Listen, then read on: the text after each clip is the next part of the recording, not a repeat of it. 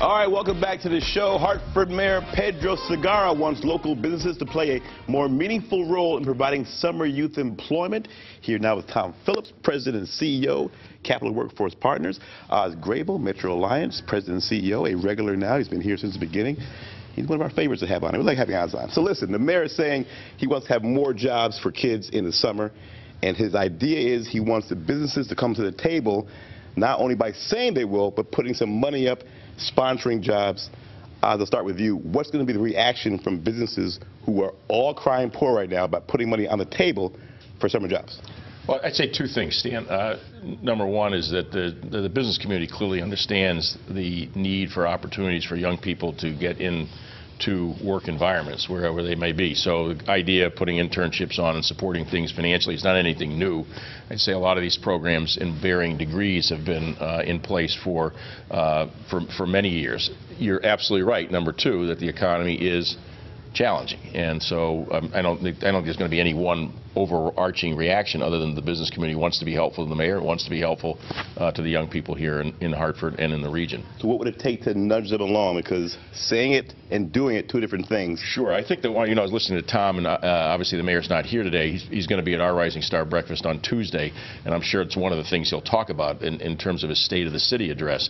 But it'll be in the specifics. What is it specifically that the mayor is going to ask the business community to do? And so without knowing that, as he puts the program forward next week on that Friday, it's going to be important for him to say what specifically does he think individual businesses can do. So you don't want to steal his thunder right now, you're telling me, huh? You don't want to steal his thunder, you're telling me. No, I'm not stealing it. I would never steal the mayor's thunder, Stan. All right, Tom, we'll go to you. As far as the youth now, what's we know about when summer hits, crime happens, stuff happens, people say, no, we get more kids in jobs, get them opportunities.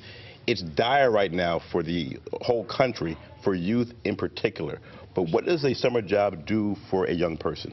Yeah, the summer job, again, and what you mentioned about the crime statistics, we're trying to change that negative stereotype about urban kids and really turn it into, a resource discussion.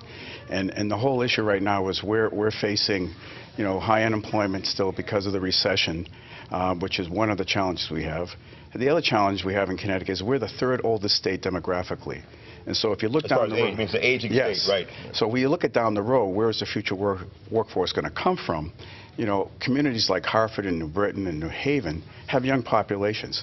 So this is why the program is so important. And so these opportunities that we're providing these young people are not just about getting kids off the street, but it's really developing the skill sets that they need to not only be successful eventually in a job, but successful in higher education. So we have a pretty comprehensive program that builds all kinds of skills. We have a career competency program that businesses helped us develop that gives them skill sets such as customer service, computer literacy. These are skills that businesses say they need that necessarily don't come from traditional education. Now, what about those who are saying, wait a second now, why can't we have these young folks simply apprentice? And back in the day, the young kid would come in, they'd learn for free. What's wrong with having them work it off for free? Well, I think part of this, too, is if we look at the economy right now, we do a survey every year with our young people, and we found that over the last couple of years, a lot of the kids' salaries are supplementing family incomes in this community, to buy their school clothes, to get other school supplies that they wouldn't necessarily be able to afford going into the school year. So it is important. And we always say the other thing that's really important, too, is that the wages that these young people earn are stimulating local businesses because they're buying goods and services from those businesses. There's also a self-esteem factor, I'd imagine. When a young person can work and put money in their pocket, it sort of also gives relevance to why school is so important. They go to school, they can go to work, put money in their pocket, and now you may see changes in behavior when they feel like they're actually a contributor. Fair to say? Yeah. One thing, Stan, that Tom just said about the future workforce, which is critical, and you look at what the business community here in this historically has done, but just take this recently, since Steve Adamowski became superintendent of schools, now Christina Kijimoto, and the change and reform, the charter schools, the academy-type approaches in high school. We'll look at UTC's support of the engineering school, the support by Travelers and other insurance companies of High School Inc., and the mentorship and the internships that go with them. So So one of the things that I think is important for us all to understand, and I'll just underscore what Tom said, is this isn't just about the individual, giving an individual a chance along the lines that we've talked about, that Tom talked about, but it is about the future workforce.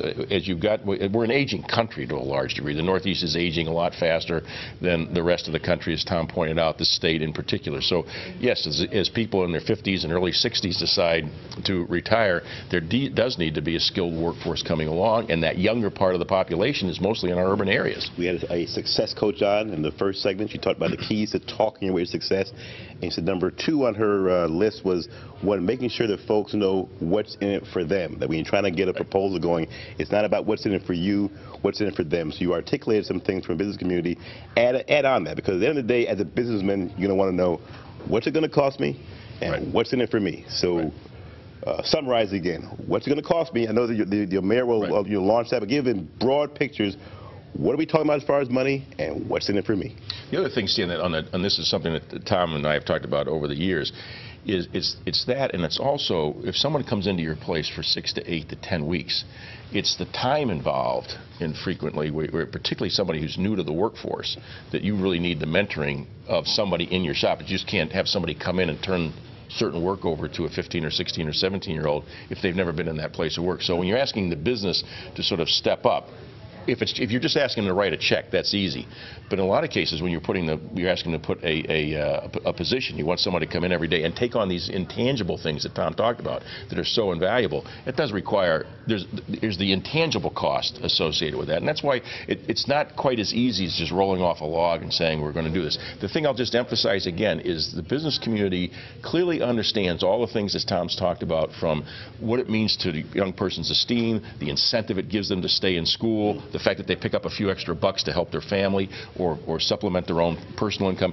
Everybody gets it. It's the idea of how do you make some of these programs come together where we can make them work and sustain them. I think what's important too, as the mayor has said, is that it's really important for us to provide a product that is going to meet the needs of business. So we look at this as kind of a mutually beneficial investment. So it's not just businesses taking on a kid because of being the good corporate citizen.